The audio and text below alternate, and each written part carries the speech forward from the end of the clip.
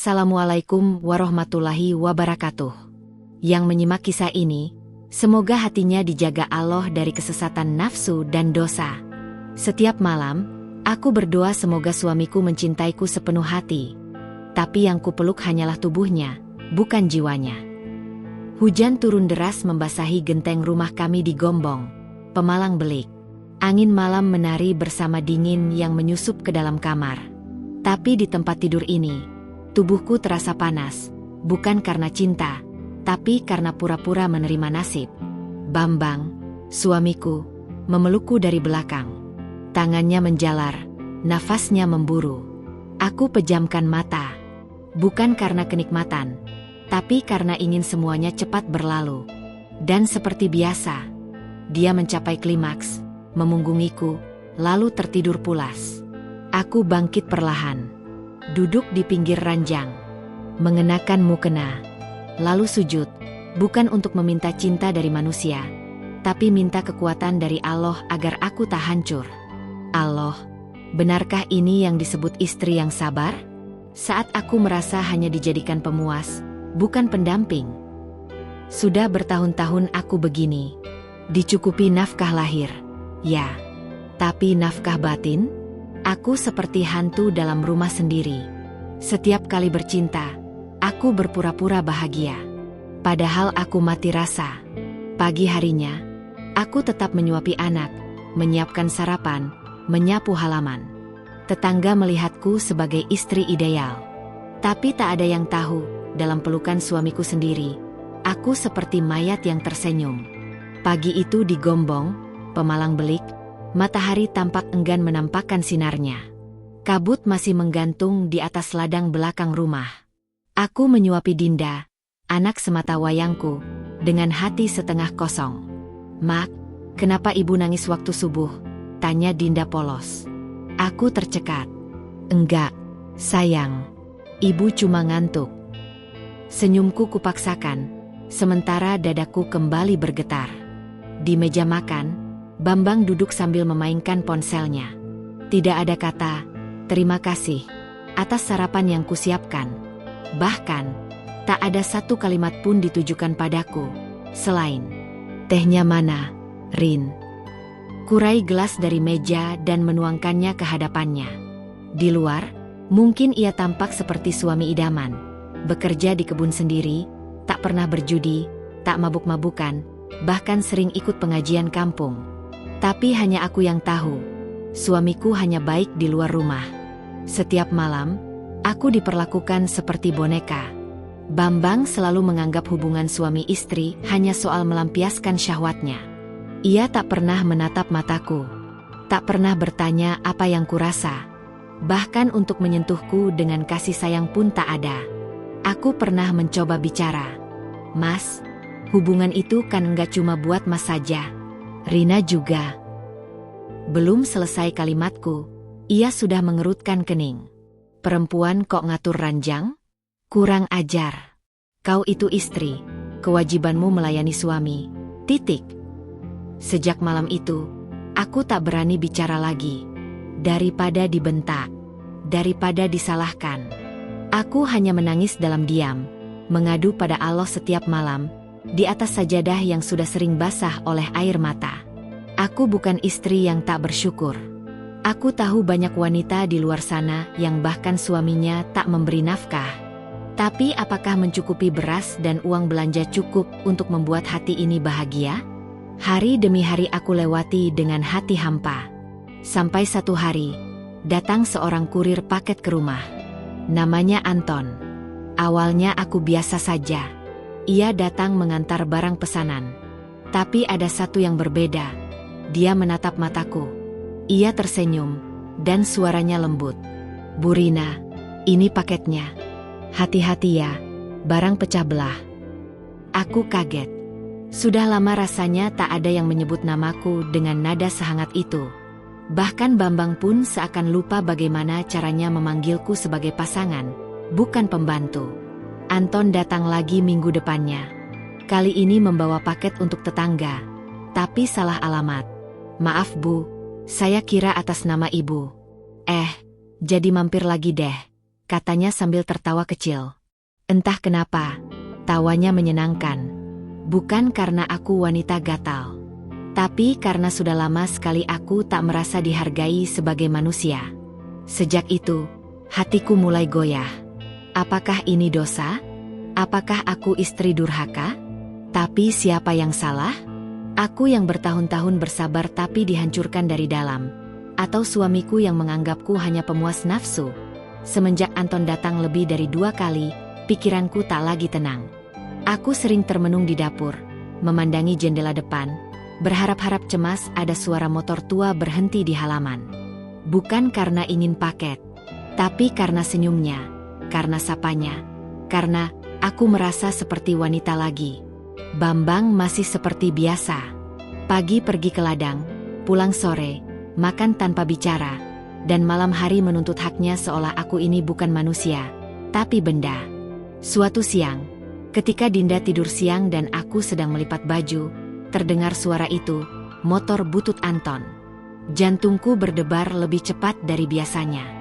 "Assalamualaikum Bu Rina," ucapnya sambil menyerahkan sebuah paket kecil. "Ini dari toko herbal, atas nama Ibu." Aku mengangguk gugup.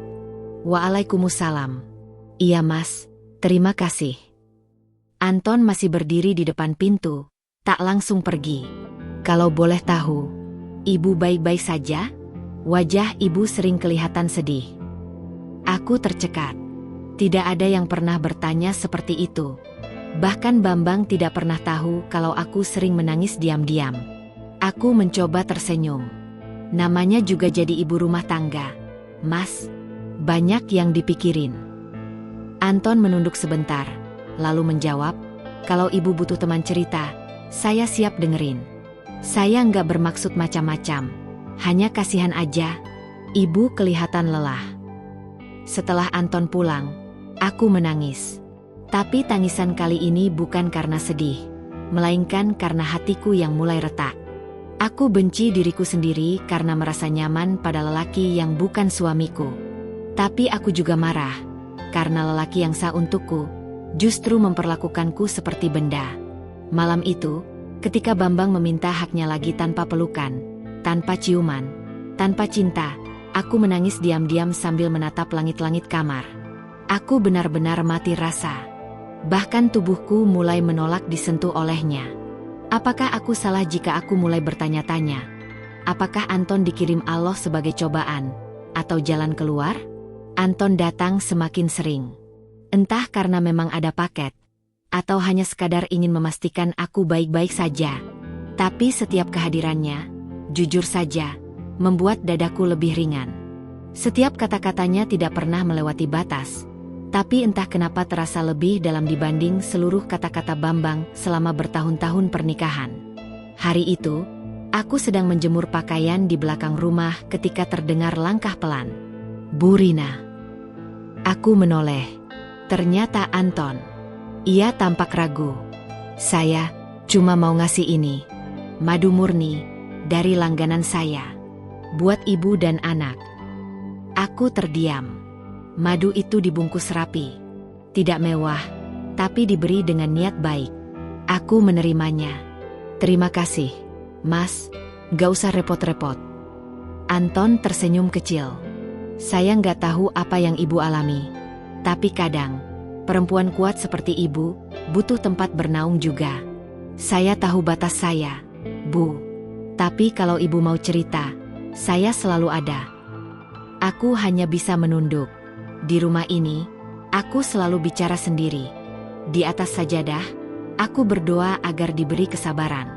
Tapi hari ini, ada seseorang yang mengerti, dan dia bukan suamiku.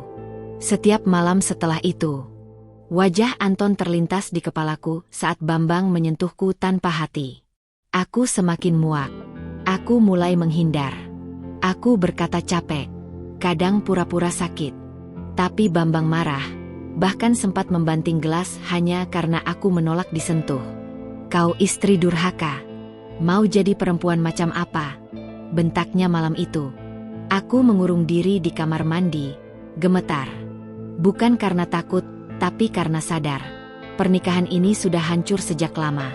Aku hanya pura-pura utuh. Malam itu aku sholat, menangis dalam sujud.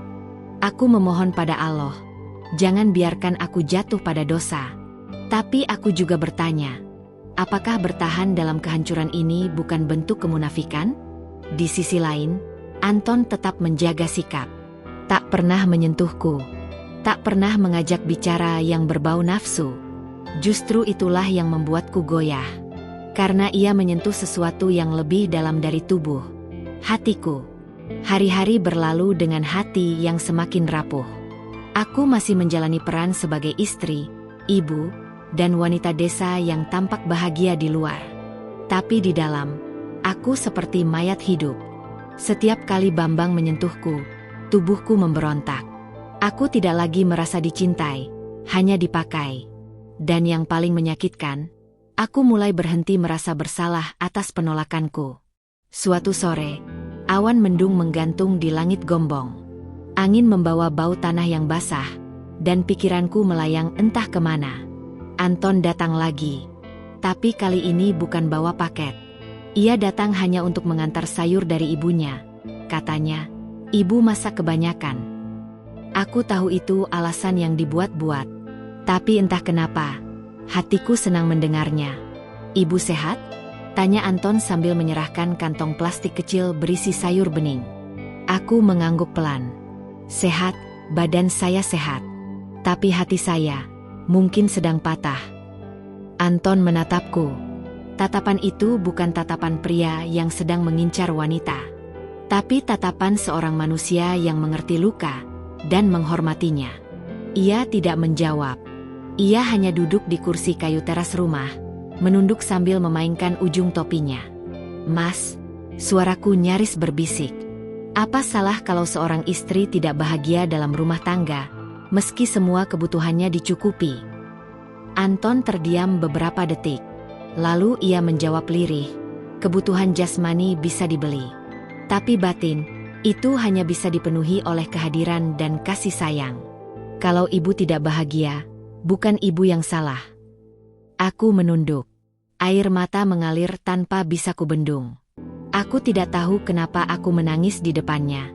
Tapi anehnya, aku tidak merasa malu. Aku merasa dikuatkan, dimanusiakan. Hari-hari berikutnya, aku mulai menyimpan rahasia kecil di hatiku. Diam-diam, aku mulai memperhatikan kapan Anton datang. Aku menyisir rambut, aku memilih daster yang lebih rapi. Bukan untuk Bambang, tapi untuk lelaki yang hanya duduk di teras. Tapi membuatku merasa lebih dihargai daripada suamiku sendiri. Suatu hari, hujan turun deras. Anton datang kehujanan.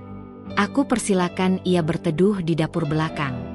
Dinda sedang tidur, Bambang masih di ladang. Hanya kami berdua. Anton duduk dengan tubuh menggigil. Aku memberikan handuk kecil dan secangkir teh panas. Mas, baju basah. Kalau mau, ada baju almarhum ayah saya di kamar belakang. Ganti dulu, nanti masuk angin, ucapku sambil berdiri di dekat kompor. Anton mengangguk.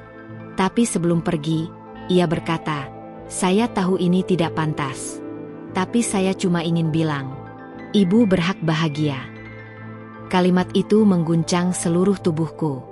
Kalimat sederhana, tapi seperti menggetarkan tembok-tembok rumahku yang selama ini penuh kebekuan.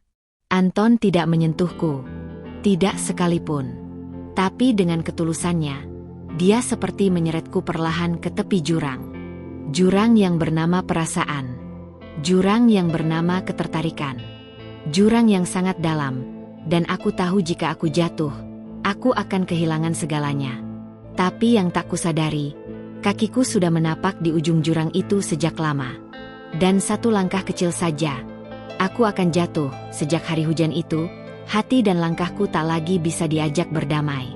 Aku masih tinggal satu atap dengan Bambang, pria yang sah menjadi suamiku di mata manusia, tapi sudah kehilangan tempat di hatiku. Setiap detik bersamanya terasa seperti menunggu bom waktu. Aku menjauh sebisanya, tapi dia semakin kasar. Nafkah tetap diberi, tapi cinta sudah lama mati, ditelan ego dan tubuh yang haus tanpa jiwa. Anton tak pernah memintaku untuk memilih.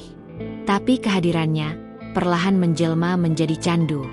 Aku tahu ini salah. Tapi salahku bukan karena mencintai Anton, melainkan karena terlalu lama membohongi diri sendiri bahwa rumah tanggaku baik-baik saja. Malam itu, Bambang pulang dari ladang dengan tubuh penuh lumpur. Dia marah karena makan malam tak siap. Aku baru saja menenangkan Dinda yang demam, belum sempat menyentuh dapur. "Kerjaanmu cuma di rumah, ngurus anak aja nggak becus," bentaknya. Aku terdiam. Dadaku sesak. Tapi aku tak lagi menangis. Hati ini terlalu beku untuk air mata. Tanpa menunggu, Bambang menarik lenganku dan menyeretku masuk kamar. Tangannya kasar. Tubuhku hanya menjadi pelampiasan lagi. "Bambang, tolong jangan malam ini. Aku capek, Dinda sakit, pintaku lemah." Tapi dia tak peduli. Dia tak pernah peduli. Dia selesai dalam hitungan menit. Seperti biasa. Meninggalkan aku yang berbaring kaku, tak berbeda dengan kain pel. Saat Bambang tidur mendengkur, aku bangkit. Duduk di pojok kamar sambil memeluk lutut. Di tengah malam gelap, aku mengirim pesan. "Mas Anton, kalau kamu sedang bangun, bolehkah aku bicara sebentar?" Aku hancur.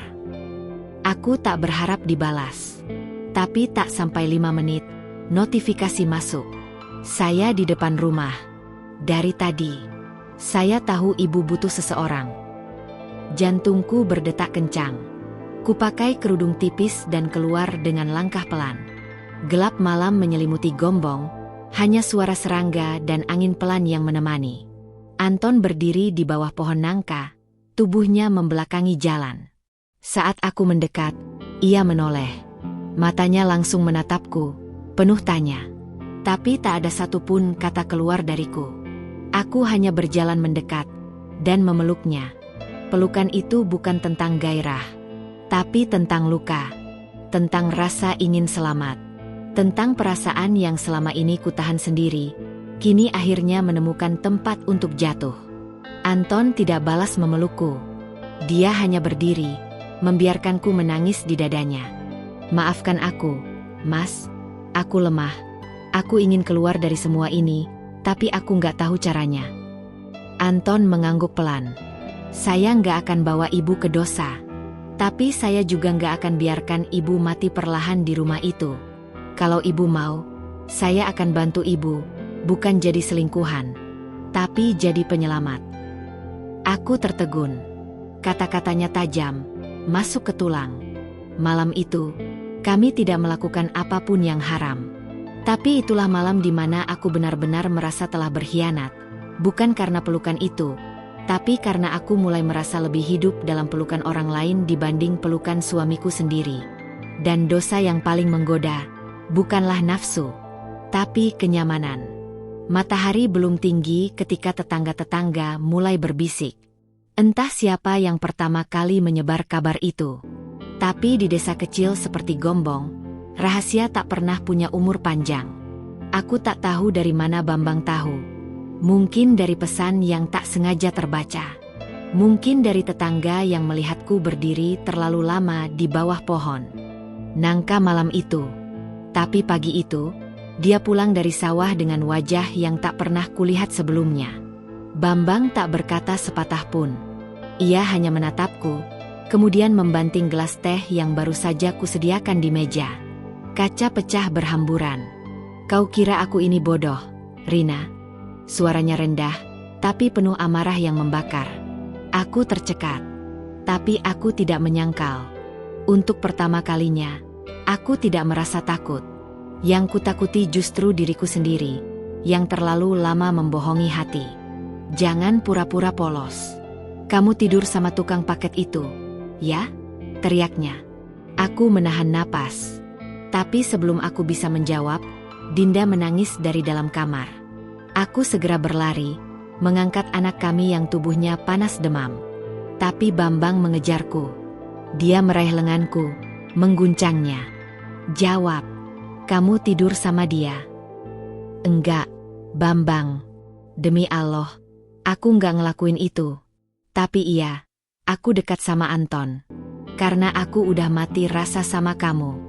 Bertahun-tahun kamu paksa aku berhubungan tanpa perasaan, tanpa tanya, tanpa peduli. Aku ini istrimu, bukan boneka Bambang. Bambang terdiam. Untuk pertama kalinya, dia tampak goyah. Dinda terus menangis dalam dekapanku.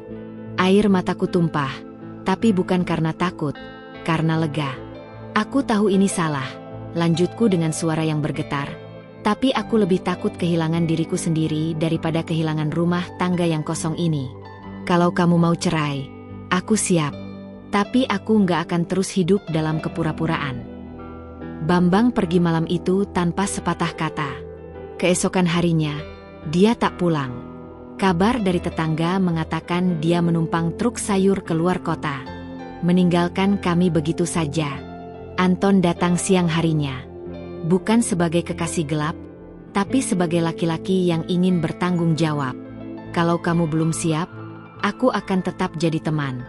Tapi kalau kamu butuh rumah yang baru, aku siap membangunnya, Rina, dengan cara yang halal. Aku menatap Anton, dan untuk pertama kalinya setelah sekian tahun, aku merasa punya pilihan. Hari-hari setelah Bambang pergi, hidupku berubah drastis.